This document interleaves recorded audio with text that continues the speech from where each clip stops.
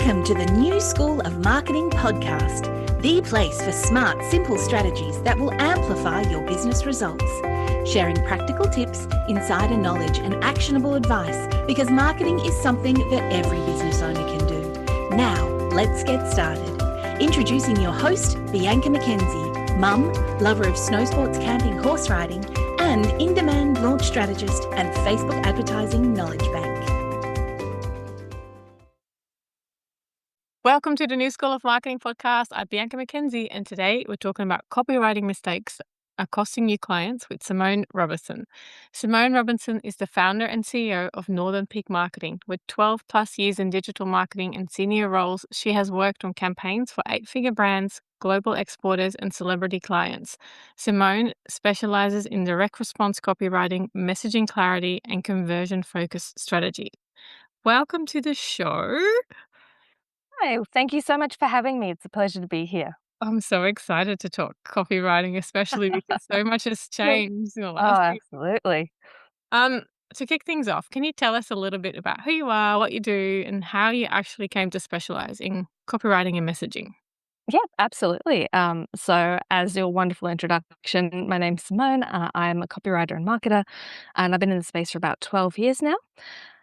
So I actually started in content writing first and ghostwriting. So that was early in my career. It was a lot of the longer form content, your blogs, articles, did a lot of books as well.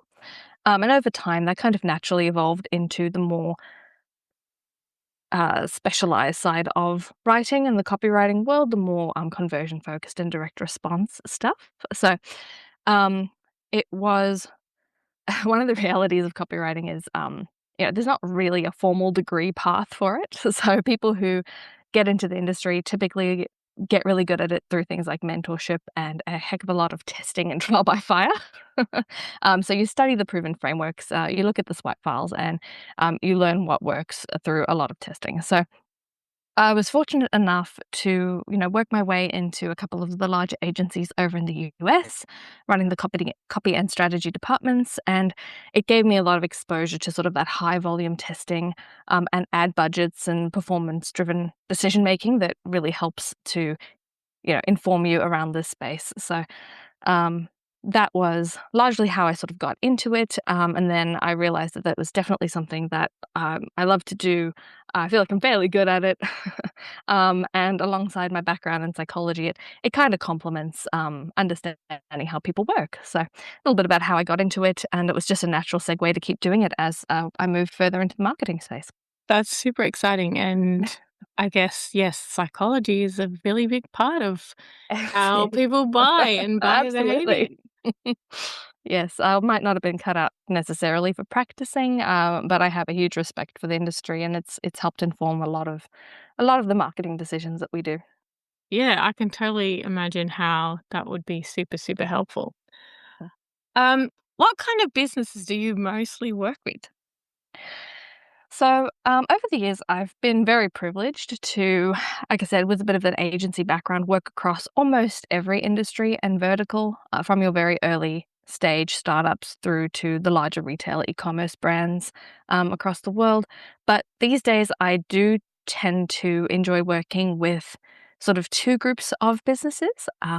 One of those are businesses in high compliance industries. So your finance, your law, cybersecurity, health, mental health, businesses that need to be really careful about what they say, how they say it, and obviously how that aligns with things like Meta, where there's a lot of legislation and rules around what you can and can't say, handling those claims. A little bit about my background in psychology has informed that, but it's also very much informed just by, again, a bit of that trial by fire, learning what Meta likes and does not like. Um, and then the other group I'd say is businesses that operate in a more saturated market. So your coaches, people in fitness, hospitality, industries where it's very easy to sound the same as your competitors. And so a lot of what we will do is sort of go into that and help articulate what makes them different and align that positioning and the messaging work, which becomes super important because differentiation can be a bit unclear sometimes. So short answer, we can work with anybody, but typically if messaging is something you feel like is a core struggle for the business, that's where we sort of excel. I love that. And yes, messaging is that one thing that you have to get right. Yeah. Um, I'm a bit otherwise, biased, but yes. yeah, pretty much, really. And that's why I really loved when you reached out, like, to be on the podcast, Mhm. and like you sort of talked about what you specialize in and what you talk about. Um, because one of the things that you talk about is like how most headlines fail Mm, within the first few seconds. yeah. I don't really want to dive into this. So why do you think that so many businesses actually struggle to grab attention straight away, and what needs to happen in those first, I guess, 3 seconds for Mhm. someone to decide, yep, I'm going to keep reading, and and then eventually hopefully do business with you? Absolutely. It's funny because of the 3 seconds that you mentioned, and it used to be, "Oh, you've got 30 seconds, you've got 7 seconds," and it's just our attention spans are shrinking collectively as a society more and more, and so, I think 3 seconds is maybe even generous for some formats, right? We have such a short period of time. And so, yes, a headline or your hook being impactful is critical because if you don't really have time to build up to something people want to, engage in. So, one of the things that I'd say is a very important principle is that the purpose of the line of copy someone is reading right now is to get them to read the next one, which we put a lot of weight sometimes on every line having to be like the headline has to convert, and that's great, but it really just needs to get people to the next step. Your ad needs to get people to click. Your landing page needs to get people to keep reading to the call to action. And so I would say, that the job of the headline is to earn attention more than anything else. And things that kind of stop that from working is if the headline's talking a little bit too much about the business instead of the reader, if it's generic or if it's vague, if you try to over-explain absolutely everything that the landing page is supposed to do, versus just trying to generate interest. And so what does work, I find, is one of two things, which ideally we encapsulate both in a headline. But firstly, the curiosity element. Hmm. So humans are wired to resolve open loops. So a strong headline that creates intrigue helps people feel compelled to continue. So I'd say something that drives curiosity, and you see it in so many headlines and swipe files and examples that perform well, is a sense of curiosity to get them to continue to read. And the second element is, I'd say, relevance. So the reader needs to instantly recognize that this is for them.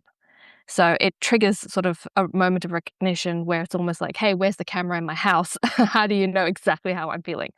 And so those are two things that if you can do that well, your headline typically will perform much better and push people through to the rest of the page or the post or whatever you're specifically writing at this time.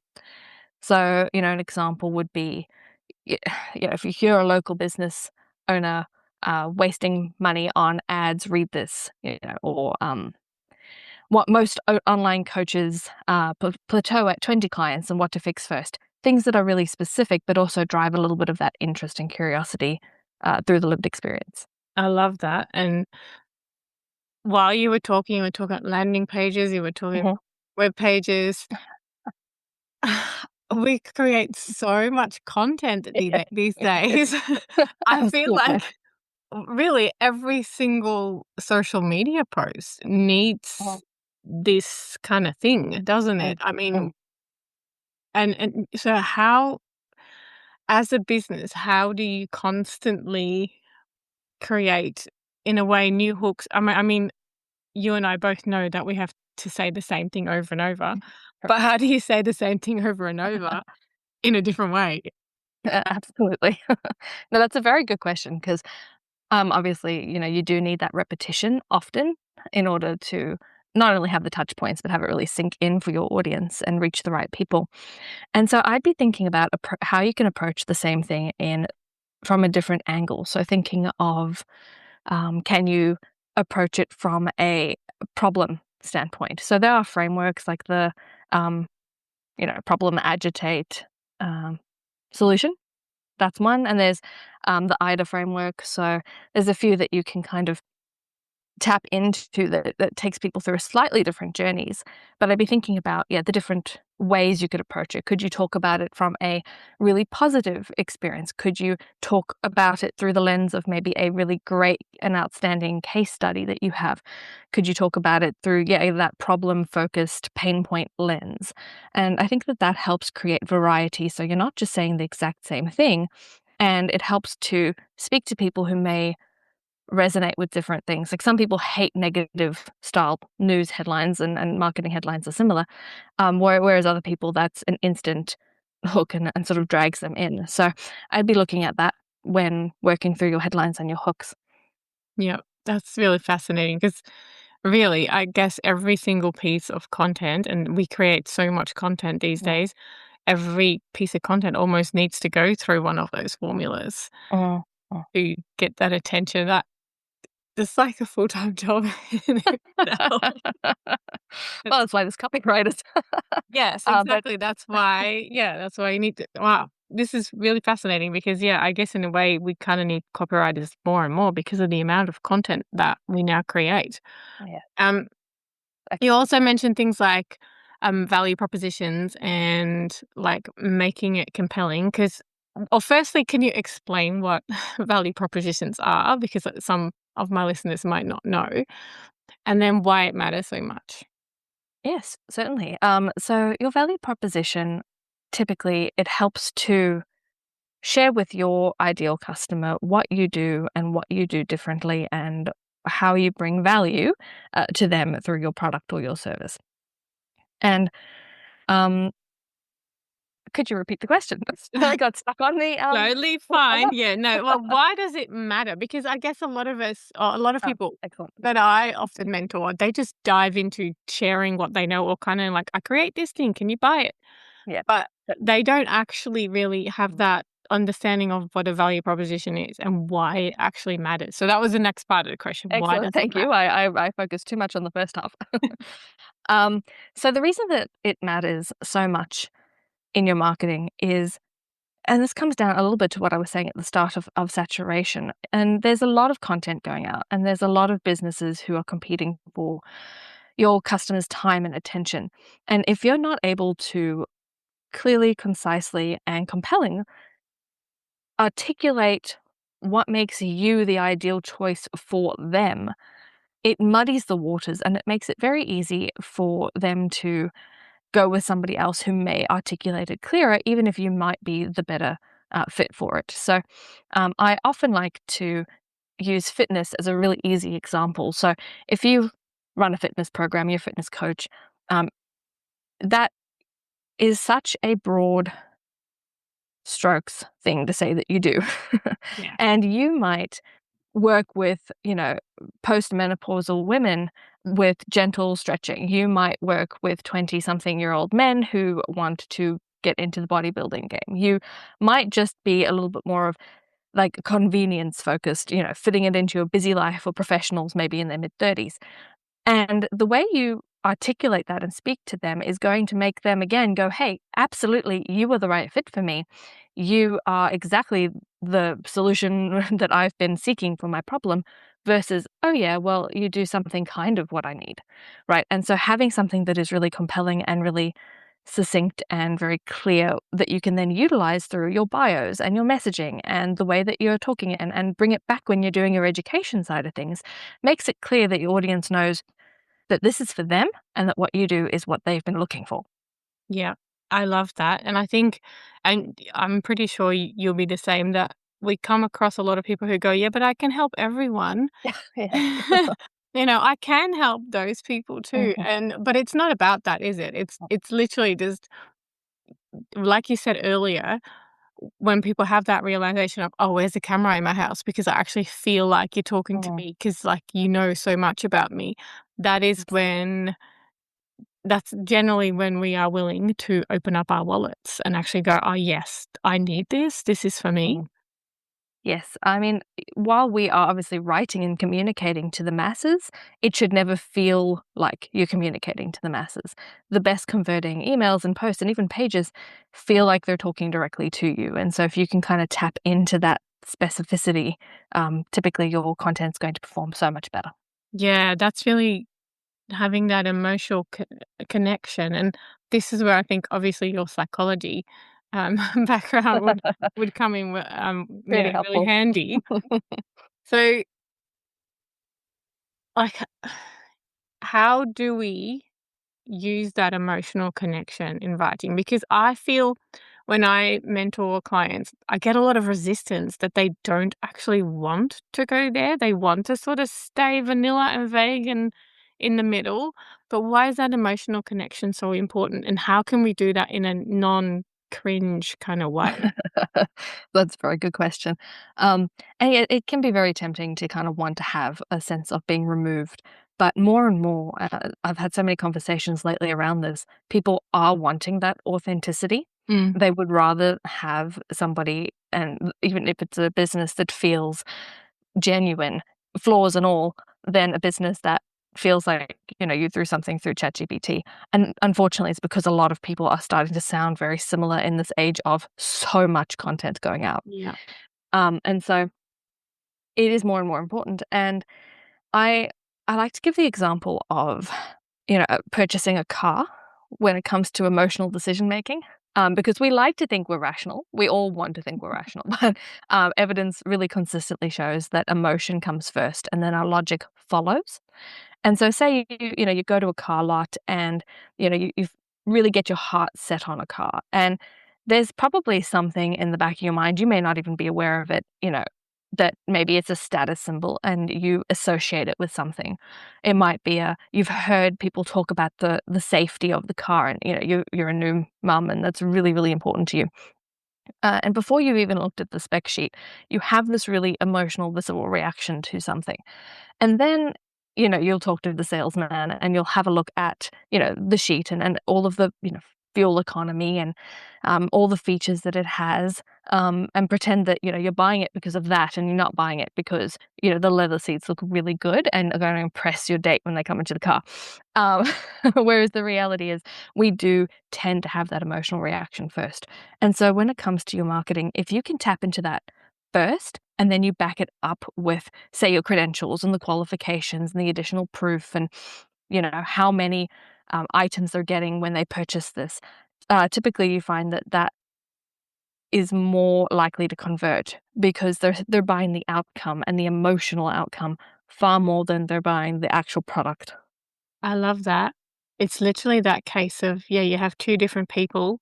One person wants the safest car, the other person Mhm. wants the fastest car. Yeah. If you know who you're talking to, you can really market, Mhm.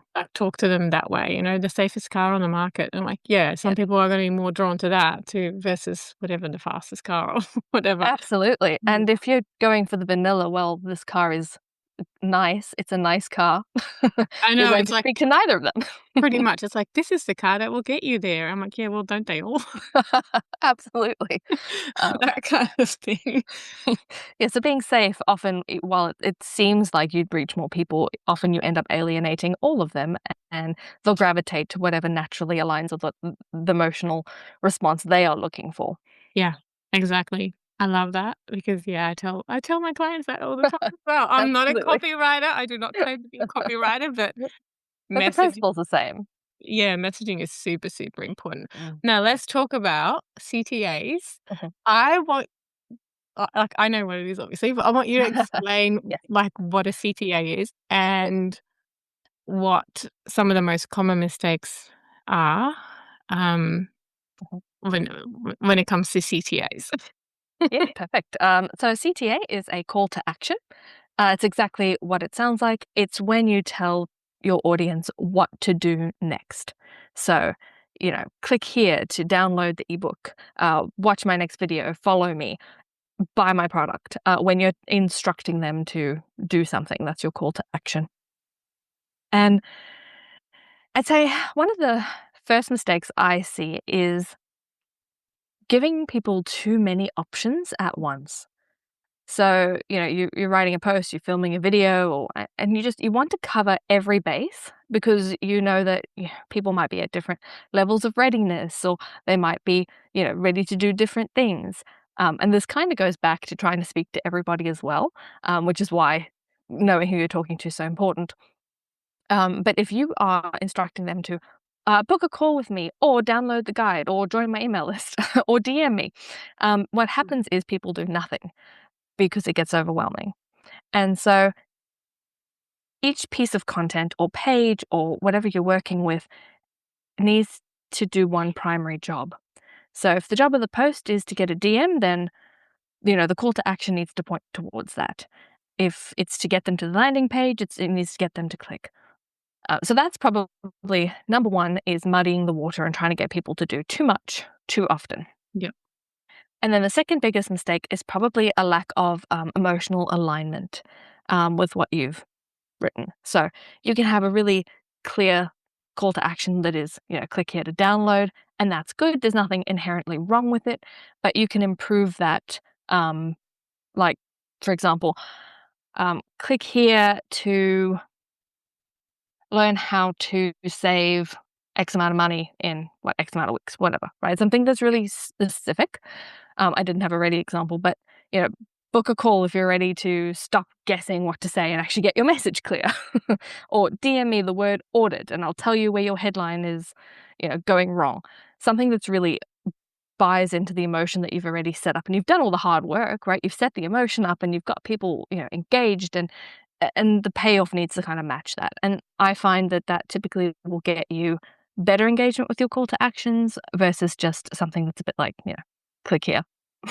Yes. No, I totally hear you. It's what is it? Micro copy, isn't it? Yes, correct. Well, that's way more exciting than you click here to get instant results, or Yeah, rather that's a big than one. click here for the free guide. Like, Yeah, obviously, yeah, I have to say a call to action is better than no call to action. correct. That's a good point. Have a call to action, please. That's usually one of the things that I see in terms of mistakes. It's like Yeah. no calls to action. No call to action at all. Yeah. Information. So, I'm like, oh, great, thanks. yeah, good information, but what now? Yeah. Yeah, in that case, having something, even if it's, you're very education focused on a post and you might not want to be selling particularly at that moment, you can still encourage them to do something like follow you, or free resources, or visit your website to learn a bit more about what you do, even if it's a soft sell. Yes, or Having even something is good. engaging with the post, like Yeah, ask a comment. question. Oh, yeah, absolutely. A Those ones question. can be really good if it's education focused. W if you've talked about something, asking them to share an anecdote or an issue. Issues can be really helpful because it just helps you feed more content. Yeah. If you get all these questions on a certain, thing, that might be something that your audience wants to hear about. So, Yes. Yeah. creates a feedback loop. Something is better than nothing. And yeah, a question is a call to action, Correct. asking them to do something. I love that. Now, a lot of the content that I guess you as a copywriter would write would be conversion driven, as in, you want someone to do something, whether that is to Mhm, convert to, sign up for a, I don't know, free fitness class or something like that. mhm. So if, for my listeners, if they are kind of looking at their content and they think, oh, I think my content isn't good enough and I'm probably missing out on clients, what's the first thing that they should look at? It's a very good question. I I would say probably it's even a step back from the copywriting. I would just make sure that you are very clear on your offer. And so if you are clear on what you're offering and who you are speaking to and what problem you're solving, it's so much easier to articulate it in your copy. And so that is something that I often have to go back to is, we'll sit with an offer that is muddy and, sort of reaches out to everybody and doesn't articulate clearly, that emotional buy-in that people need. And vague copy tends to really kill conversions. Yeah. You do need it to be specific. And that's been a thread that we've talked about so far through this discussion, is that specificity works very well. So I would be looking a little bit at, if you can clean up your copy around that. And I would also be looking at, are you using jargon? And so that's just something I do like to call out, because 9 out of the 10 times I'll end up having this conversation where my clients are experts in what they do. Of course they are. That's why they're in their industry. Mm. And, like I had a welding client and, we were looking at keyword targeting and he listed all these really specific technical terms and types of welds and joints and specialized language. And obviously he was correct. That is what he did. But I said, look, what are your customers probably looking for? And he went, oh, welding, probably. Yeah. Probably welding in Tasmania is probably ultimately all they know. And so just making sure that, your buyers are probably not going to speak like experts. They're going to speak like buyers. So if you have too much of the insider language or jargon, I'd like to, see that sort of stripped back. So those are probably, if you dial in that offer and that carries through to your copy and you avoid anything that's overly technical and speaking above them, those are typically really easy places to improve conversions, clean things up a bit.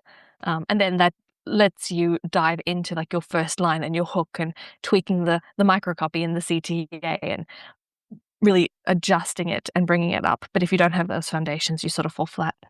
Yes, I agree. And I feel like that's where a lot of businesses often start is they kind of just go, oh, I am good at this and I do this. But I also feel like they forget who they are trying to help and just diving back into your customers' Mm. perspective. And yeah, I love that you're talking about jargon. I'm sitting here going, do I do that? I don't know. But And yes, we're all guilty of it because we're experts in what we yeah. do. Yeah, we do talk about a lot of different things. That's why I actually wanted. That's why I said, "Can you explain CTAs?" Because we talk about CTAs and CPRs and like all these CPLs and all these Oh, absolutely.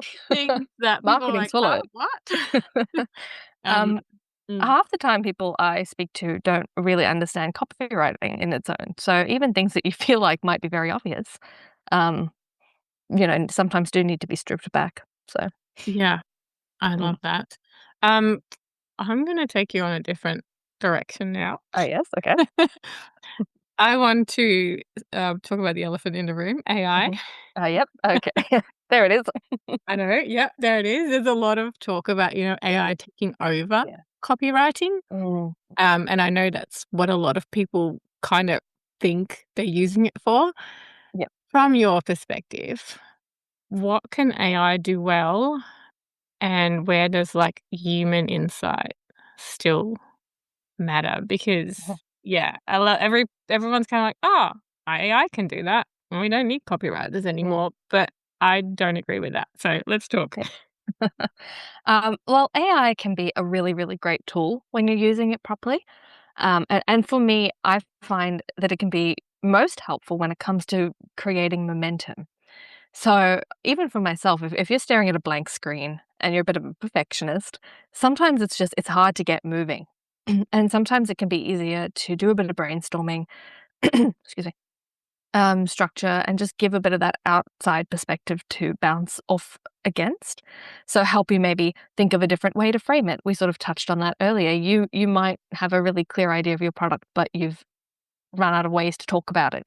It might be useful for getting some insight that you might not be aware of to current trends that are performing very well.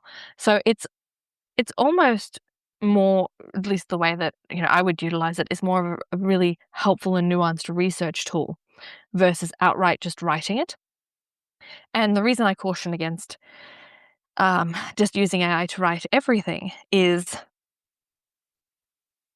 as we are doing more and more AI and more people are utilizing it and relying on it, it is effectively watering down the authentic voice of each business. And so everything feels a little bit more polished, a bit more generic. It all has certain tells and certain cadences that you hear in AI writing, and people are becoming more and more aware of it.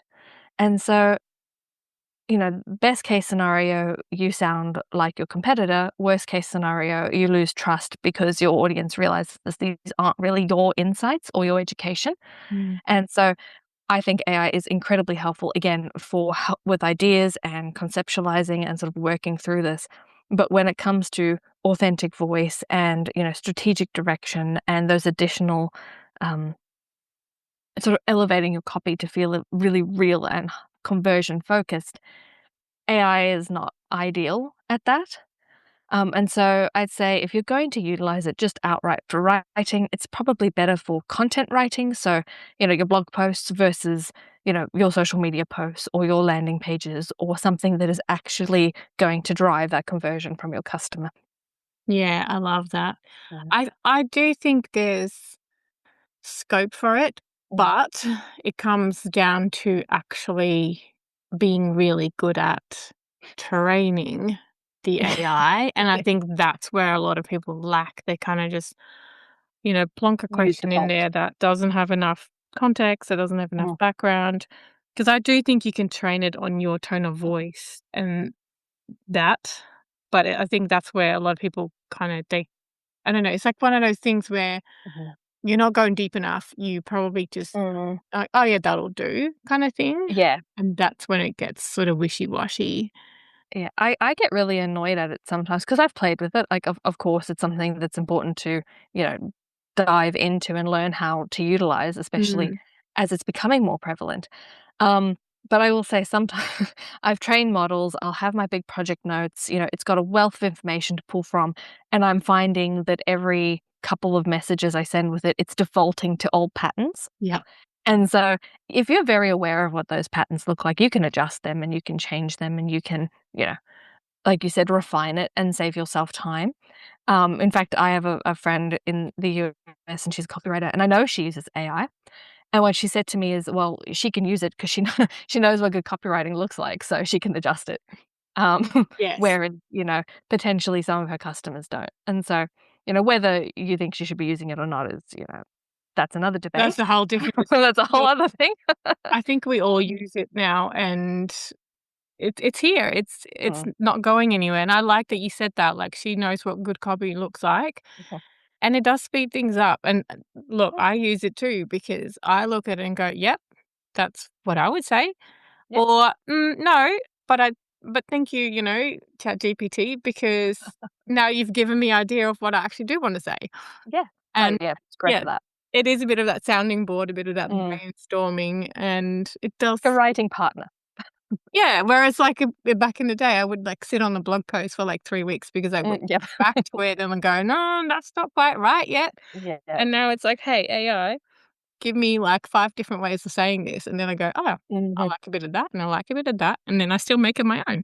Correct. And you can leverage it. If you know, for example, you like a specific voice or tone, you can also ask it to sort of write as that person. So there's a couple of really great copywriters in space, and every now and then I'm like, well, I'm a little bit stuck for this headline. So can you help me, come up with a couple ideas?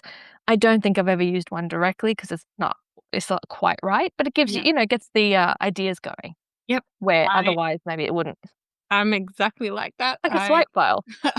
exactly, it's great. I'm working on a website at the moment, and I told AI kind of what I was looking for, and I think it gave me, like, 20 different headlines, and I Yeah. kind of mixed and matched and went, no, that doesn't sound right, but, oh, I like that, but not Yeah. fully," and yeah, in Yeah. the end Gives you a starting point when you might feel exactly. stuck. Yeah. I like that, that's great. Okay, let's wrap up. If listeners could make just one change to their copy, and let's go with website copy because I know there's Sure. copy. Yep. Copy this week, that would have the biggest impact, what do you think they should start with?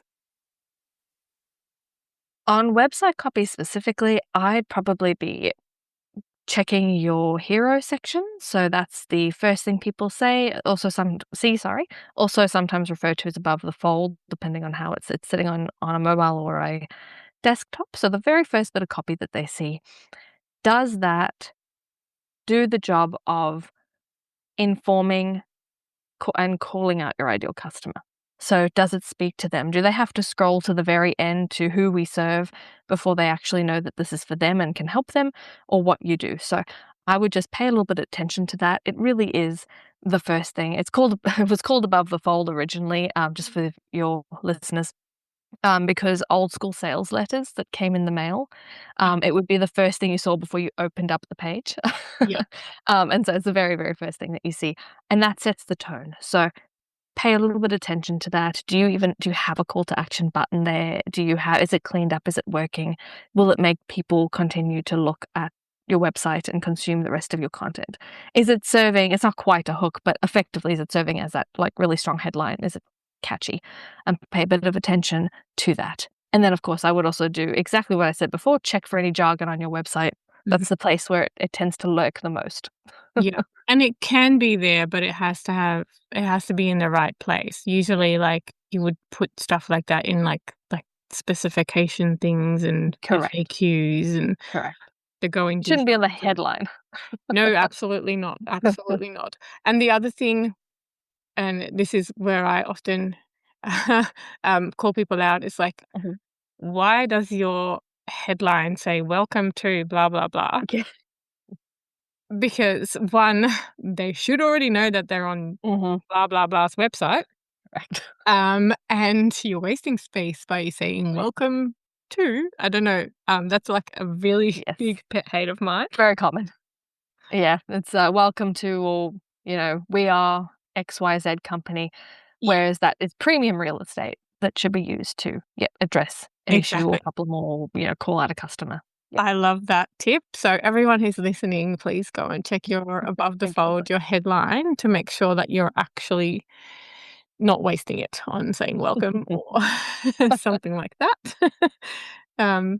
Yes, because that is premium real estate. That is where you have that 3 seconds of, Yep. okay, how are you going to make someone read further? Correct. Awesome. I often ask some personal questions too. Absolutely. And one of them is, what are you curious about right now? It's a good question. I actually spent my weekend diving into SEO and the way it is working now with AI. So it's a very different way that AI systems interpret your positioning, and so it needs different markers and different signals. If you're writing blog posts, the way you would write it for Google is now different. The way you would write it for like ChatGPT. And so I went down this really big rabbit hole of everything we know about SEO still works, of course, but if you're specifically looking to target AI and be found when people are searching on ChatGPT for, marketing agencies or, bakeries, where people do actually use a lot of it for researching now, it's very different. And so that was inadvertently how I spent my weekend. Fascinating. I feel myself going down a rabbit hole soon. Yes, it's very deep. Oh, I can imagine. Okay, I might Mhm. have to park that one, but I'm very curious now too. If you had an extra $5,000 in your marketing budget, what would you spend it on? That'd be great just to have an extra 5 grand I in the know. budget. Um, for our business specifically, probably looking at less digital media, which we do a lot of and is very much foundational for us, and looking at more like local targeting, radio, etc., just to build a bit more of repetition, familiarity around more local. We focused a bit more locally in the last 12 months, so that would be really fun. And then, of course, testing a bunch of offers and funnels is always really good if you've got the budget to test. So Yes. I've been privileged enough to work on larger budgets, and you can test really rapidly, and it's a lot of fun. So I'd probably end up using quite a bit of it there. Yeah, I feel you right there. Yeah. All right, awesome. Well, that's the end of this week's show. If you have questions about copywriting mistakes or anything copywriting, head to northernpeakmarketing.com and I'll pop that in the show notes as well. A really big thanks to you, Simone, for coming on the show. I really loved this conversation. I feel like we could keep going, talk copywriting For a a lot bit. more. Thank you. Thank you for having me. It's been an absolute pleasure. It's been a great conversation. You're most welcome. And of course, thanks to you for listening. If you like the show, don't forget to subscribe and leave a 5-star rating and review on iTunes, Spotify, or wherever you hear the podcast. Your review helps others find the show and learn more about the amazing world of online marketing. And don't forget to check out the show notes for this episode on newschoolofmarketing.com, where you can learn more about Simone, check out useful links, download free resources, and leave a comment about the show.